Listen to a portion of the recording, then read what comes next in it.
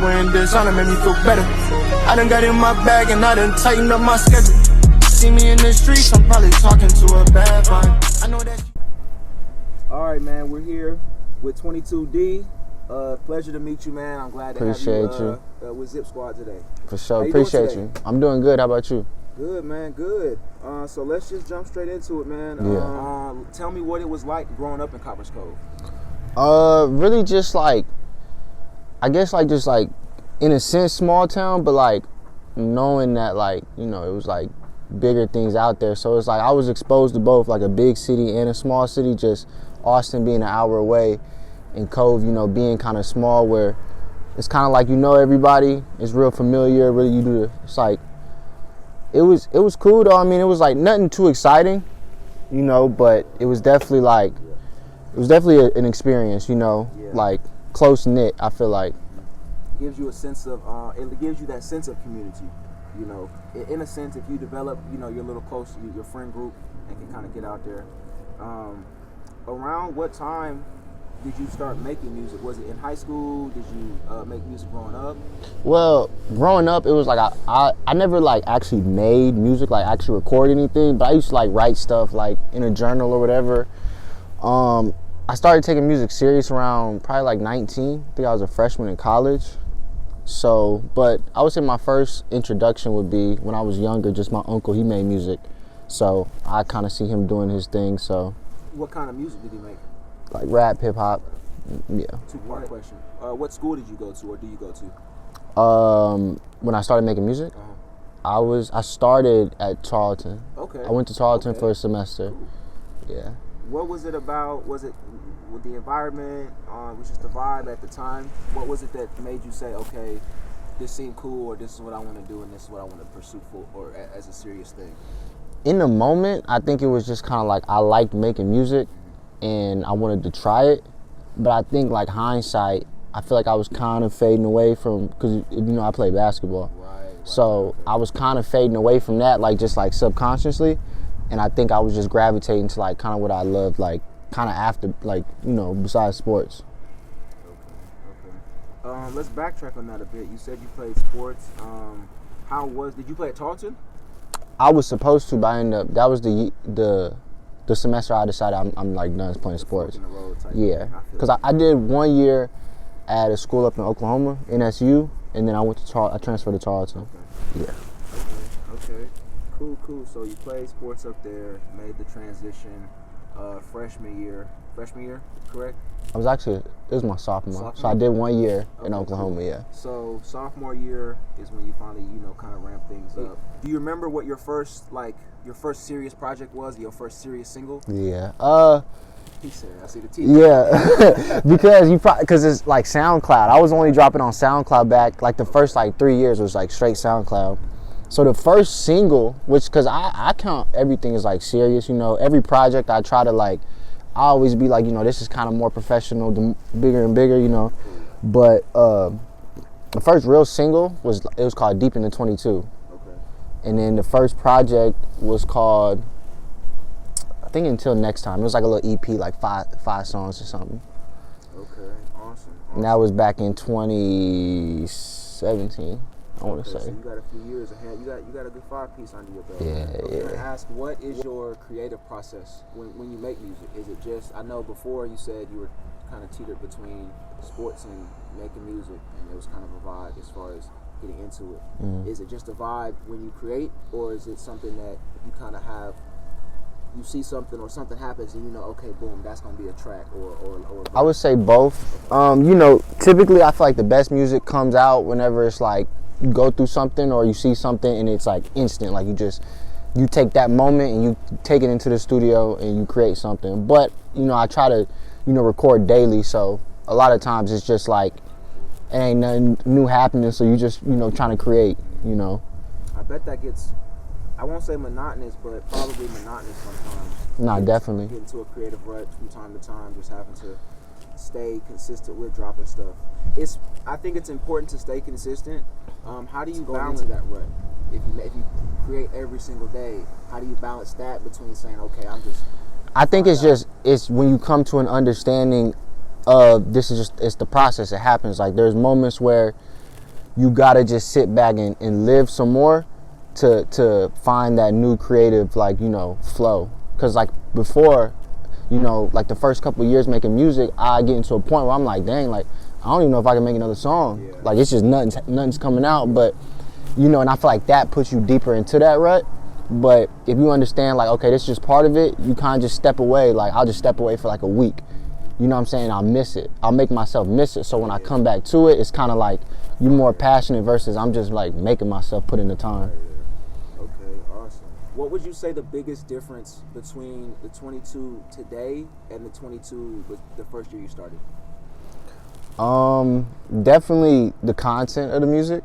The content, I would say, is the big thing. Definitely the quality of it. You know, because I didn't really have the money to go and pay for studio time. So I just was like, you know, I'm gonna record myself, learn how to record myself, and kind of, I just thought about it like in an investment sense. Like, you know, I can either go spend all this money and not have anything, you know what I'm saying, to myself or like in my arsenal. You know, I can go and get the equipment myself, learn to do it myself. So it's just in the long run, like financially, it just made more sense. So definitely the quality. I would say quality and content, honestly. Like, now going into that, it is a two-part, I guess, segment we're going to go into. I see that you were mentioning your businesses and just thinking about it from a business leverage standpoint. You have the Studio 22. Yeah. Tell me about that. So Studio 22 is a business I'm starting, which is going to be a media company. Okay. And basically it's just anything creative. That's kind of what I want to like help facilitate, whether it's like for myself or like, you know, bringing people in and stuff like that. So I started that because, you know, when I was making all the music myself, I'm getting all the equipment, and then, you know, as an artist, you need pictures, you need videos. So I was like, I mean, hey, if I need pictures, videos, I can either pay someone to do it, or I can get the equipment myself, and then me and the homeboys can, you know, can do it. So hire the homies, keep it all in house. Exactly. So I just was like, and then it's also like I looked at it like I'm getting all this stuff. Let's say my homeboy, I got a homeboy who want to be a barber. You know, he's doing his thing. He can use that equipment because, you know, it's just something I feel like anybody in this day and age can use. Like, you know, production. Everybody has to produce. Exactly. Whether you, especially if you're an entrepreneur, you got to be able to produce content, you know, and product. And I just feel like that was kind of a business that was like kind of an easy, like, all right, if you doing this, you can benefit. If I'm doing this, we can benefit. Like, it's like a centerpiece that just glue everything together. Right. So what year did you get that started? 2020. Awesome. Definitely, I would say, just as an aspiring entrepreneur, keep that in touch. That leads me into that second part question. Credit. I think in your recent joint, you had dropped a few credit bars, a few bars about the money being right. I got $2K in a day, but you know, and then but credit lines and things like that. Yeah. So I one of the lines was like,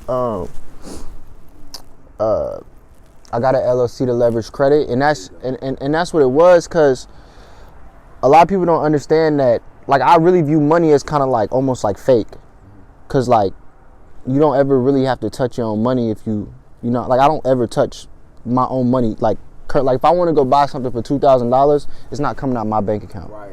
You know what I'm saying? I'm using someone else's money, and the thing is that it's so many ways you can get stuff interest free. Yeah. It speeds up things. You know what I'm saying? Like I look at it like this. Let's say you need a $5,000 microphone to make a song. You can either save up, you know, let's say you can save up $500 a month. You can either save up for 10 months and get that microphone. You know what I'm saying? You just not wasted, but really wasted. You wasted 10 months saving up when you could have went and got a credit card that got approved for a $5,000 credit line, interest free for 12 months, get it now, and just still do the same thing, pay it back over time. And it's just a responsibility thing, you know what I'm saying, with credit. But it's allowed me to get equipment that I couldn't have bought that day, or even if I could have, you know, I ain't want to empty my bank account, because also while you doing that, take your actual money that you got and invest it, so that over time it's building, and you just got to manage it that way. Financial literacy is definitely important. I think that you have, like I said a moment ago, a better grasp on it than most younger artists.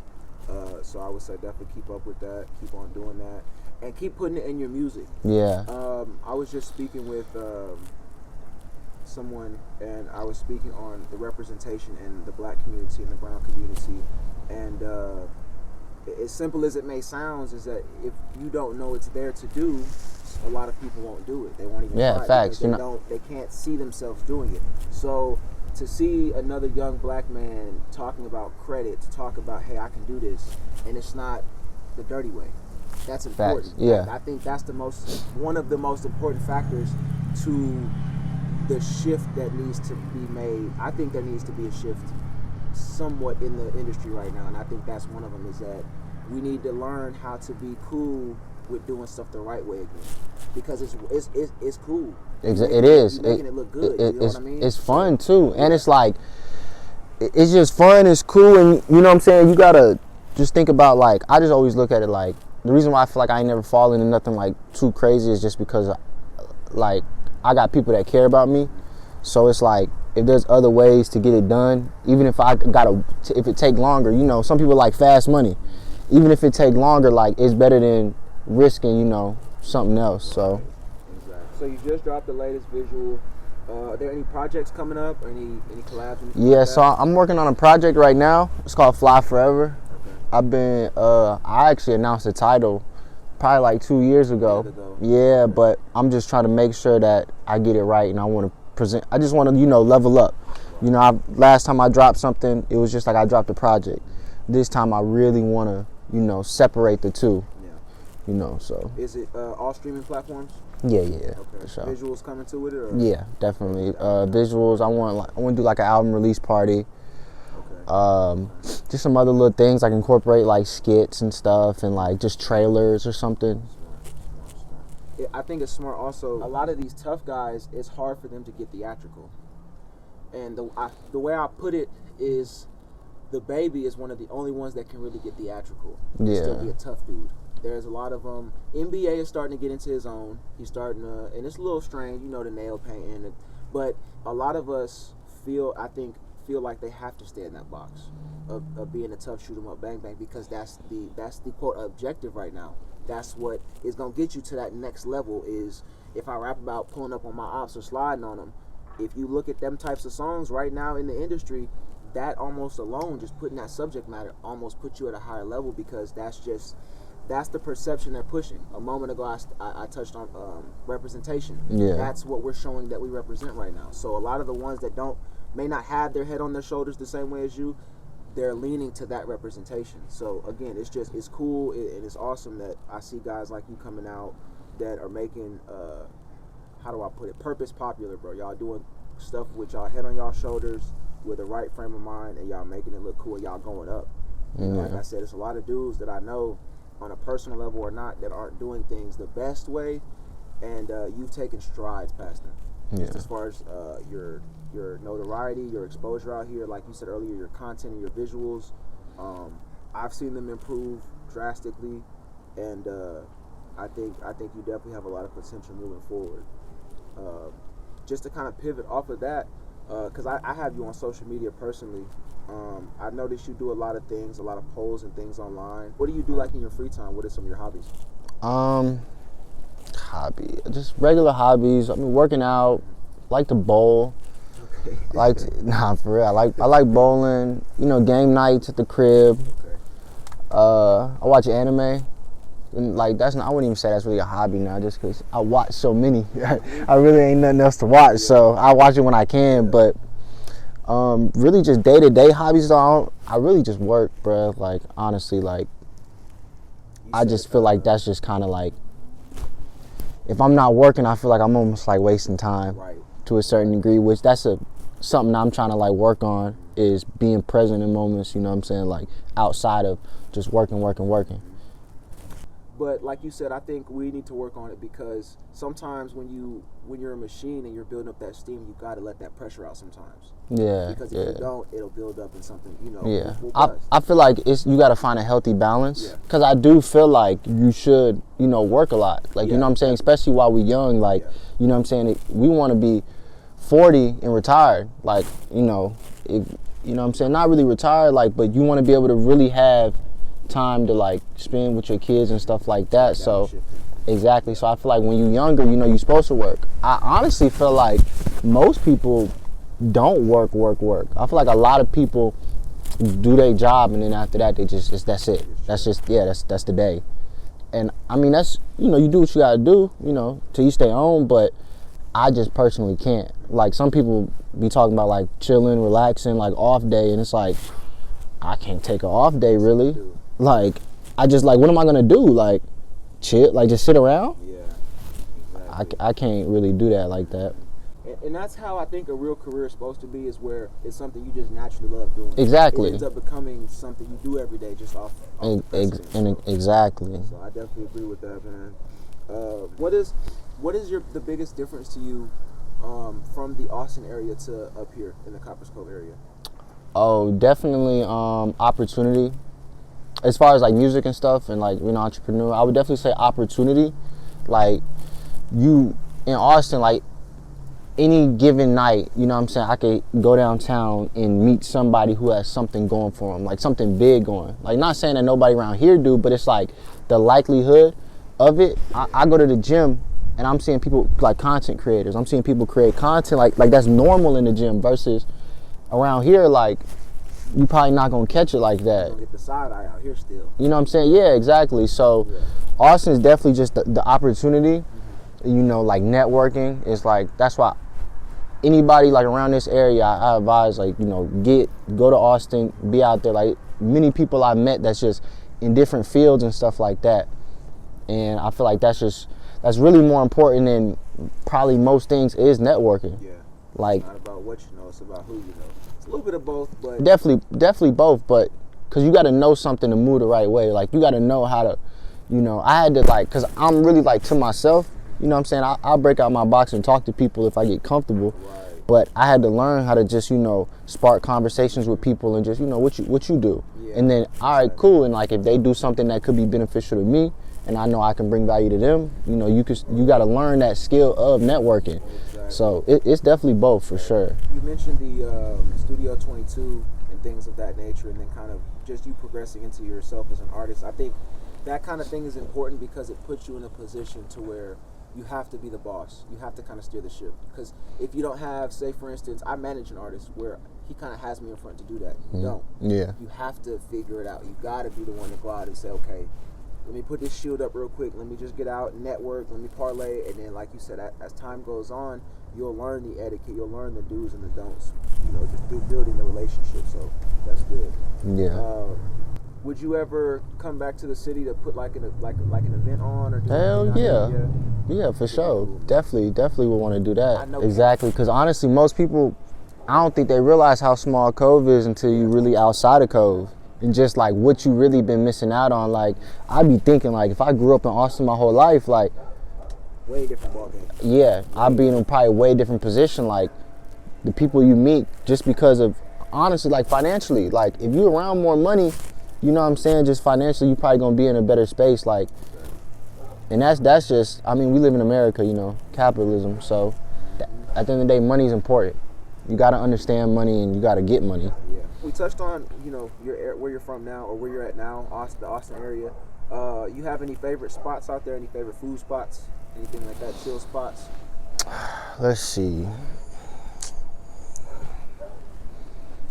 I don't think about that. Favorite spots. I like Black Swan Yoga. It's a little yoga spot out there. I fuck with them. Summer Moon Coffee. That's another little vibe I like. Oh, Flamingo Cantina. Okay. Yeah. Shout out to Flamingo Cantina. That's a nice spot where they do a show called The Pre-Roll. You ever heard of that? Yeah. The Pre-Roll with Jay Soldier and DJ Napalm. You did your thing with them. Yeah, I did. I performed once or twice for them. Coming in, getting the interview, short and sweet one because the weather, but just plug yourself, man. If there's anything coming soon, any collaborations, anything you want to plug, just plug it real quick. All right, what's up? It's your boy 22D.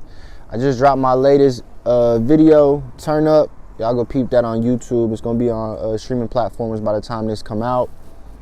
Album Fly Forever on the way. Y'all can go check me out on streaming platforms at 22D. That's 22DEE. I got 2 projects, Finally Living and then Welcome to Wonderland. So y'all go check those out. Got different vibes. And yeah, appreciate you for sure. It costs to be the boss, I know that well now. Got a LLC